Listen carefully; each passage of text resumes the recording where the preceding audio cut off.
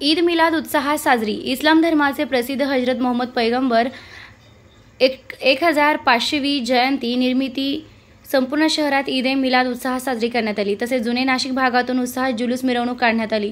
हजरत मोहम्मद पैगंबर यांची 1500वी जयंती मुस्लिम बांधवांनी घरोघरी गोड पदार्थ व फतिया पठाण केलं। शहरातील जुने नाशिक शहरात भागात शहरे खतीब हिसामुद्दीन अशरफी यांच्या नेतृत्वाखाली मुख्य मिरवणूक दुपारी 2 वाजता काढण्यात आली। यावेळी शहरातील मुस्लिम बहुल भागात उत्साहाचं वातावरणात होतो।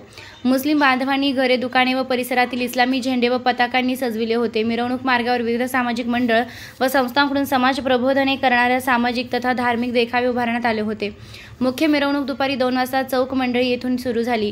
प्रारंभी मान्यवरांच्या हेमलता पाटील, मुन्नाभाई युनुस शेठा, अन्सार उर्मान, शब्बीर अजीज, हाजी मुजाहिद सलीम, फारुख बिलाल, रजा शेख, सोनू अमीर, इम्रान खान, फारुख सपना, नईम खान, नवीद बिलाल, शाहिद सलीम, हाजी बबलू पठाण, आसिफ मुलानी हस्ते शहरे खतीब यांच्या पोलीस आयुक्त संदीप कर्णिक सर, शहरे काझी मौलाना जफर अशरफी, Bhadrakali PI DCP Monika Raut, DCP Kiran Kumar Chavan, Hemlata Patil यांचा सत्कार करण्यात आला।